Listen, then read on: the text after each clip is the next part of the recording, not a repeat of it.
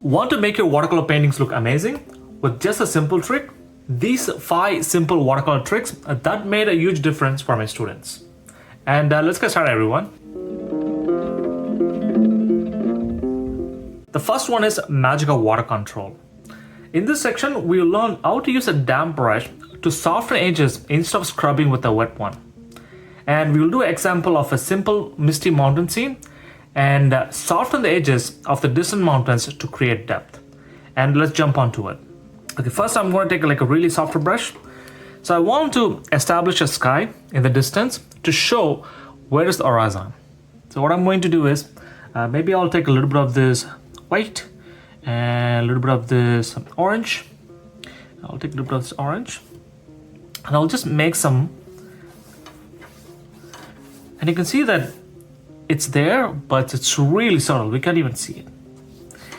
And here, I'm also going to use wet on wet. What I'll do is I'll use a little bit of burnt sienna and a little bit of yellow ochre, and I'll let it blend like that.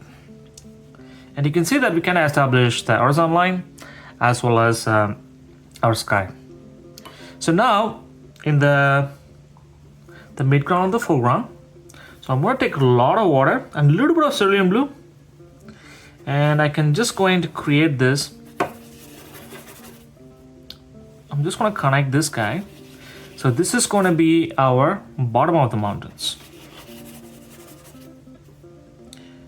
And you can see that you can't even see it because that's what I want. And if you want, you can also make it a little bit darker here by taking more pigment here. And you can see that I'm using my side of my brush to do this.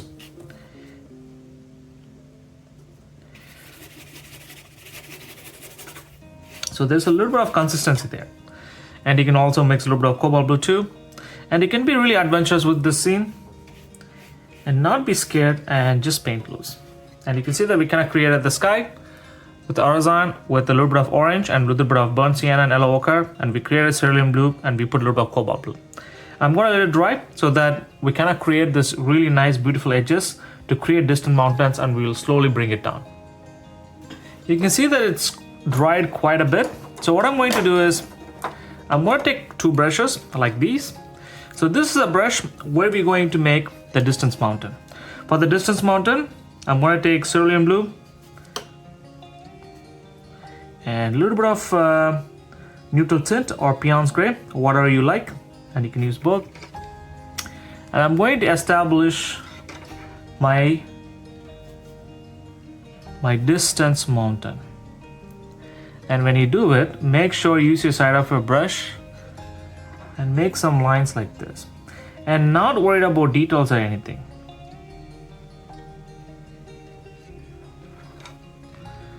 And now, what you could do is, I'm going to take another brush. I'm going to use clean water. I'm just going to slowly rub it off at the bottom, like that. And you can see that it kind of creates this really nice, beautiful gradient at the bottom. It kind of creates like a snow at the bottom. So if you want, you can also go and again, take a little bit of cerulean blue. And you can also put something at the top. Since we wet the paper at the bottom, and it's going to create this really nice gradient. And if you want, you can also put some more like that. And you can keep on creating like this. And you can see that we can create this really nice gradient. And I'm going to let it dry. I'm going to let this dry. And you can see that we can create this really nice gradient. I'm going to do the same step. So this one, I'm going to take more pigment and cerulean blue and a little bit of cerulean blue and a little bit of neutral tint. And you can also use Pion's gray. And I'll start here. And you can see that I went a little bit darker here. And again, I'm using my side of my brush, using as a one single stroke. And exact same thing. I'm gonna go here, take clean water, and I'll slowly rub it off like that.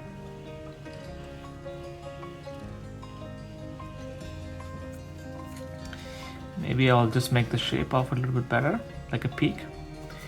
And I'll do the exact same thing here. I'll do a main plane. And this one, if it bleeds, it's fine. I don't care. And we'll just keep creating some planes like this.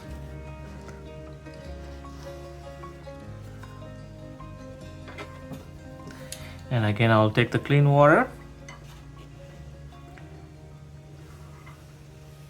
And I'll just do this.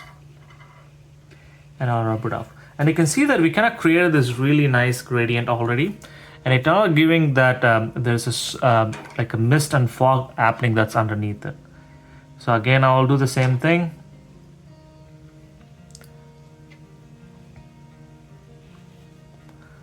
I'll take some more of this. I accidentally did it here, but that's fine. And I'm not scared about it because we're gonna make another mountain there. And there you go. And we'll do the same step on this side, and we'll make a little bit of a bigger peak here. I'm taking some more pigment. I'm gonna go a little bit darker here because we have to create a little bit of depth. I'm not being neat in this section because I'm just doing a tutorial purpose, but you can make a little bit of a neat mountain too. And I'll just do that like that. And now it's the same thing. Take a clean water and just soften it like that. And you can also mix different colors here too. And I'll show it here. Since we established this one already by I already marked it by mistake. So we'll just improvise it.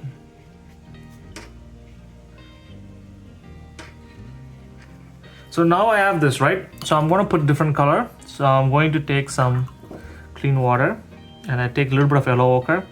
So it's kind of like warm and cool. And you can also do this as well.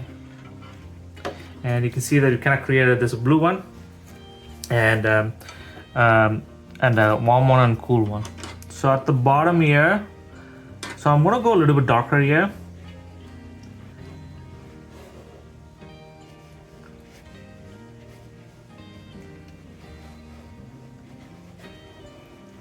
I'll also go like that. Then I also like, actually let's make this yellow ochre here as well, so that we can join this one and this one. And you can see that we can create this really nice depth. And I'm gonna let this dry for a bit because I want a really dark shadow in the foreground, in the midground, so I'll let it dry. Okay, I'm just gonna add some trees here and I'm gonna take more pigment now, and you can see that it's really thick. I'll take some cerulean blue, and what I'll do is I'll make some lines like this, and I'm making sure it goes like that. It goes on this line. So it kind of goes like here. I'll establish like that. And you can make some Christmas trees of different varieties, and don't be neat, just have fun with it because you're just exercising it how to make trees, and it doesn't have to be perfect. And I'll make some big and some small.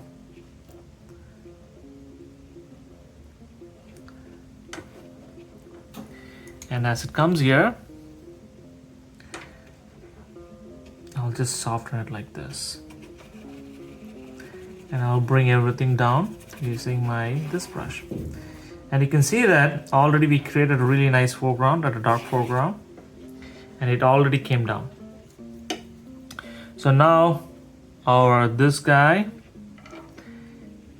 and I'm going to make some trees here. Again, it doesn't have to be perfect tree. It's your tree, make whatever shape you want. And same thing here.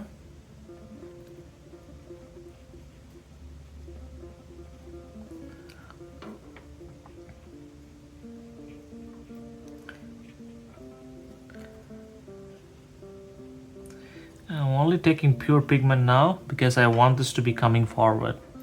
And I'm making sure that this also reads like a tree as well. Like a Christmas tree.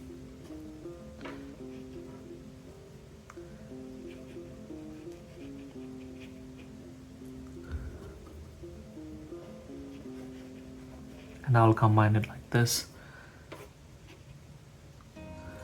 and I'll keep building it here.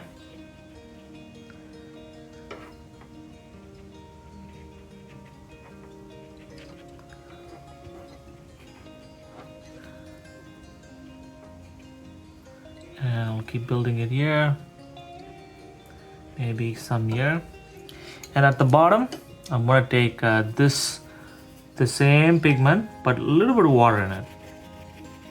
Now I'm just going to bring it down like what we did on the other side, and you can see that we kind of created this really nice depth already. So let's say there are some areas which are a little bit like light, so what you could do is you can go and combine this like that and take some clean water and just bring it down like this, so it kind of looks like some sky which is kind of going here on the fogs, so it doesn't look flat. And you can see that we used a really nice brush, and we kind of able to soften it slowly. Be able to create the, soften the edge using water control and with 2 brushes. Okay, in the last chapter we learned how to use magic of water control and how to soften edges. In this chapter we're going to learn how to lifting paint for eyelids. We can use a tissue paper or any dry brush to lift out the paint while it's still wet for instant eyelids.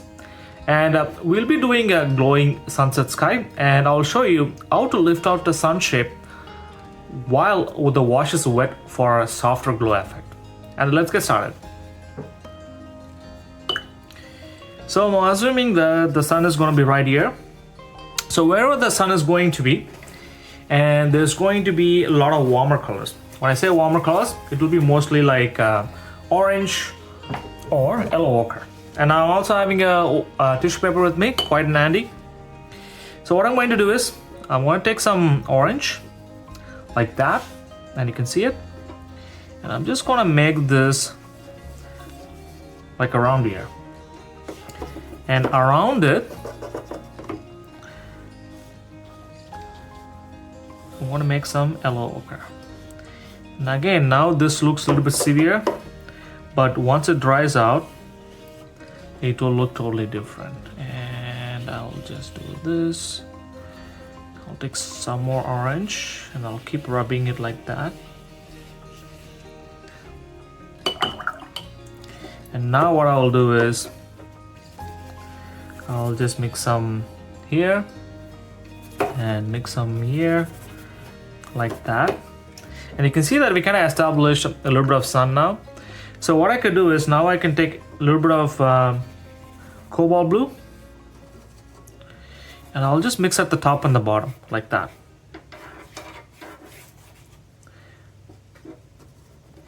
And I'll keep rubbing off some like this, and I'll like that here, and even at the bottom I'll put some here, and I'll also put some cerulean blue at the bottom as well, like that.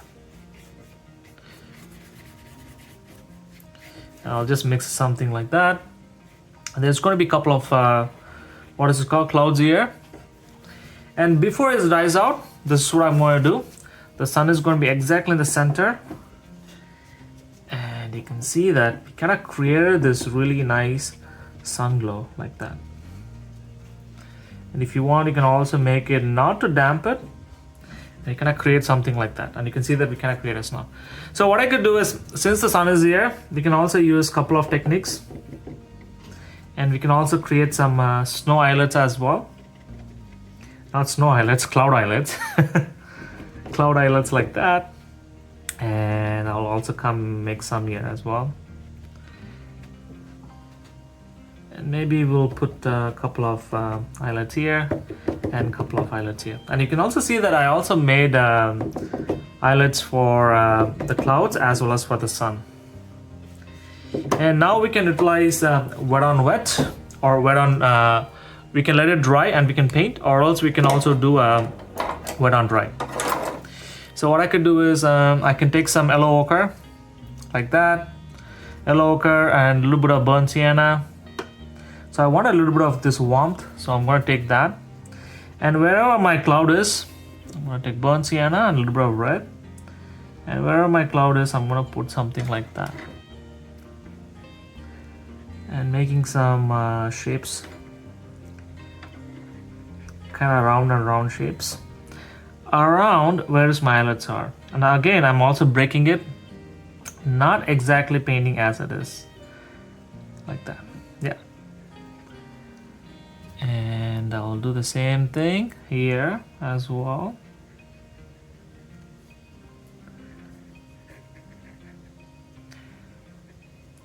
Again, I'm not trying to be neat here, I'm just showing some of the lifting techniques.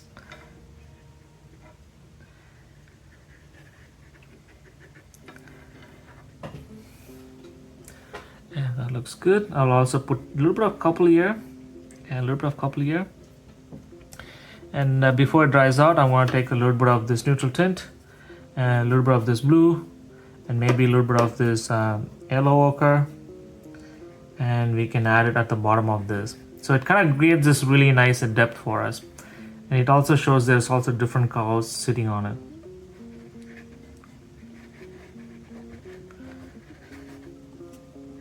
Same thing here.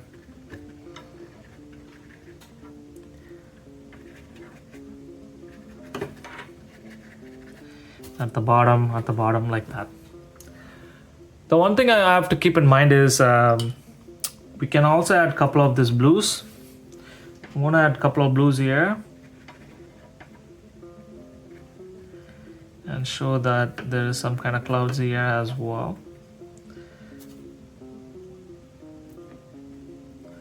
And like that.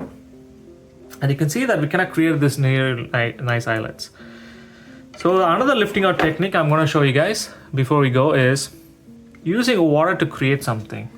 So I took some water here and I'm just going to put some here and do some lines here, and you will see in a second it's going to give this really nice eyelet, and it's going to take the paint off from here. And you can see that it's happening here, as I said. And same thing here, I'm just going to do it for fun, and you can see it. And now we can also go and take a tissue paper and create this beautiful eyelet on top. And you can see that there's a sun and there's some eyelets around it. And you can also see we also create this brighter spot. And you can also put some white paint on top of it too. That also creates the sun glow even more. So the next trick we're going to talk about is dry brush for instant texture. In this chapter, we're going to learn how nearly a dry brush to create a rough texture like grass, sand, or tree bark. In this section, we're going to learn how to create a beach scene, but I'll do the beach scene, but at the end, I will show how using dry brush strokes can make a sand look grainy and realistic. And let's get started.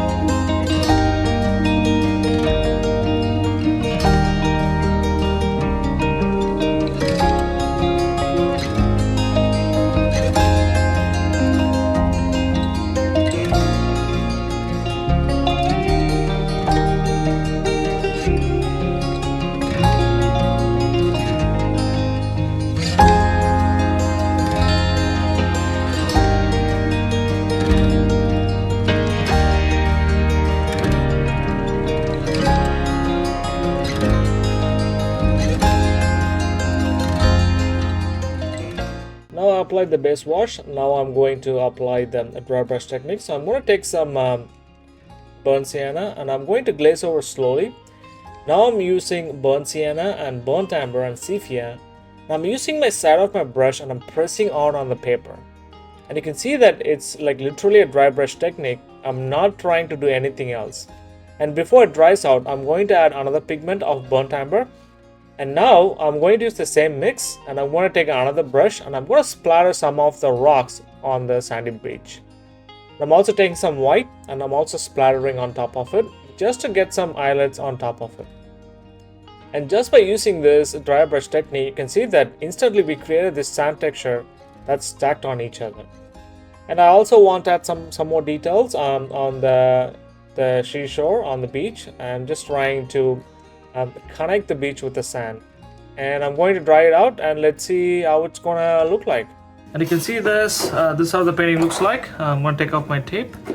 And you can see that really nice dry brush technique we used. And we also used splatter technique. That's another technique I also, my student like to learn. Still, I can add more details, the waves on here. Once I add it, it will look really nice. And this is how it looks like now.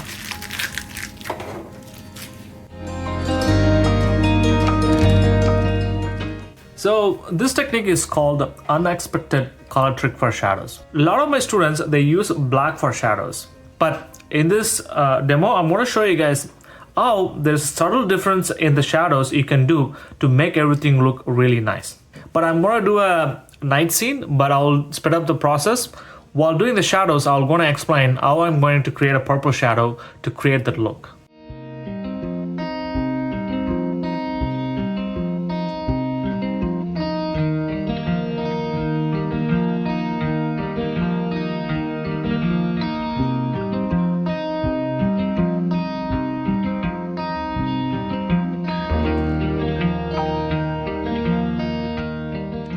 You can see that now successfully I kind of did like a base wash. So you can see that the light is coming from this side and always at the bottom. So now I want to create some shadows underneath. But a lot of my students, when they add shadows, they use a lot of black. But usually not shadows are black. Usually it's in terms of blues and a little bit of neutral tint. And I'm going to use a lot of blue in this, the shadows. And you could use anything you want. So I'm going to be using French ultramarine blue and cobalt blue. So this is the two wash I'm going to be using for doing this washes. And again, I'm going to start something from here. And this is the same technique we kind of learned in the reflection chapter as well. So I'm going to do something here. I want to put some cobalt blue. I'm just going to bring it all the way here. But as it comes down, what I'm going to do, I'm going to wet my paper and put more French ultramarine blue and blend it like this. And you can also mix some of the blues here as well. And just by adding that, you can see that how nice of a shadow we kind of created here. And you can also put some green here, so I have some variation, and I just blend it in like this. So now I'm going to take the cobalt blue, what we have. So as it goes in the distance, it gets lighter and lighter. So I'm thinking about my perspective and joining everything. I'm using a lot of water in my brush to create this thing. And this also, the road kind of joins here. So I'm just going to put it. And I'm going to add a couple of shadows here as well. And a couple of shadows here.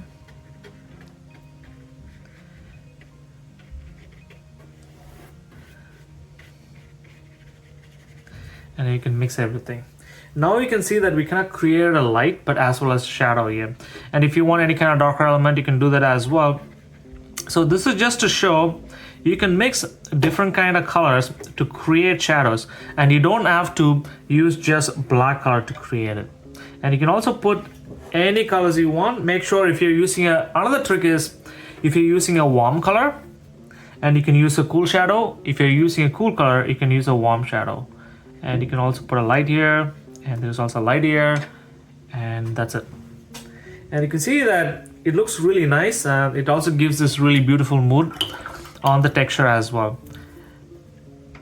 And again, next time when you create a shadow, try to keep in mind that the shadows are not just black, and create to have a lot of different kind of colors in your shadow so that your painting looks beautiful. Now I'm going to dry out and I'm going to show how the painting looks like, and you will see, how this shadows look vibrant. Now I'm going to take off the tape so you can see how the painting looks like.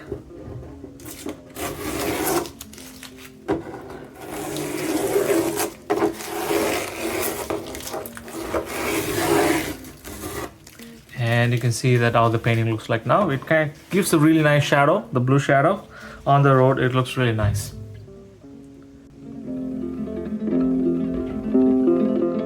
So this trick is called perfect reflection trick or a hack.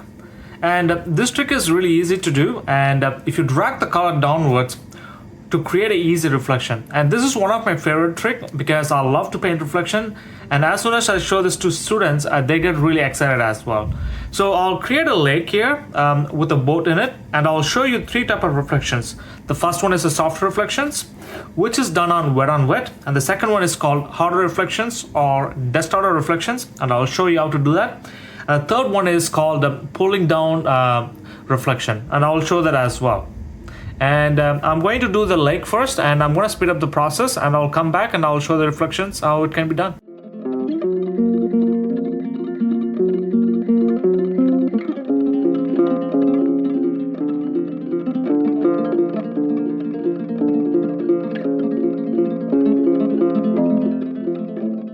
Now you can see that I created like a simple lake with three boats with a person on it. I thought of doing just the boat, but I just added the people.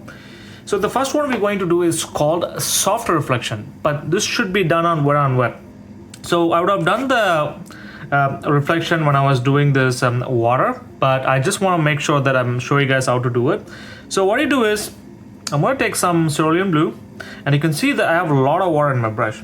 So what I'm going to do is I'm going to create this really nice glaze over on top of it.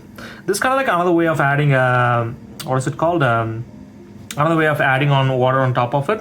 And as soon as I add, and you can see that it's already the boat kind of like bleeding into it, and that's what we wanted. So I'm going to take the exact sepia, and that's what I used to create it. So what I'm going to do is I'm going to just rub it off like this, and I'll just keep doing it.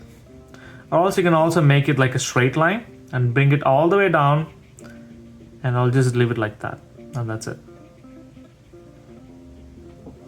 And you can see that we kind of create a really nice reflection, and it have to be darker at the top where the boat is meeting, and at the bottom it could be a little bit lighter.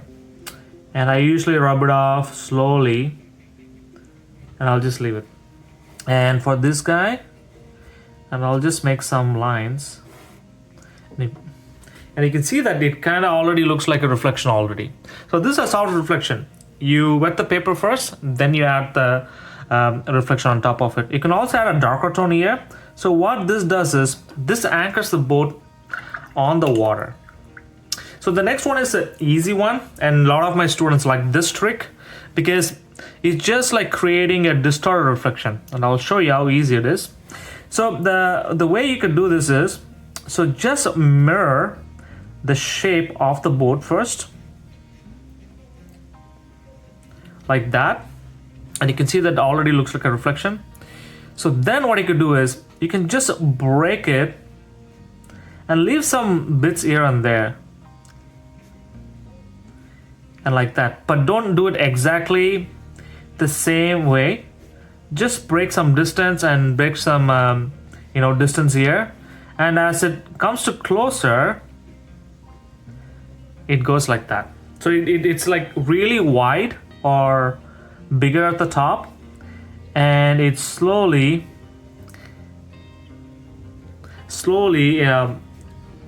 gets a little bit smaller and smaller and smaller, and this enhances perspective. And you can also do a couple for this guys as well, and same thing this guy as well, and there you go. And you can see that we kind of created this and this are reflections like most of my students prefer. And this is also another easy one. It's same as the soft reflection, but this one is called pulling down. So I put a really darker pigment at the top of my boat, like that. So now I'm going to take some more water, and you can see the amount of water I have. I can also take more water, and I will slowly bring it down like that. It's kind of like blending when you do washes, and it just blended it like that. And again, it's kind of same thing. It had to be darker at the top. And slowly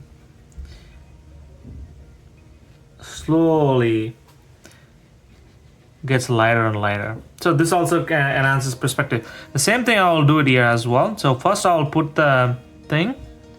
So then I'll take some more water. And I'll just bring it down and take some more water. Because it have to be lighter. As it comes close to us, it gets lighter. And there you go. And again, you can also take a darker pigment, neutral tint, and you can put it at the bottom of it. And now you can see that we kind of create a really nice reflection. It took only like really, few steps to do this. Again, it's up to you and whatever mood you want to create, and you could create this reflection. I'm going to take out the paper so we can see how everything looks like.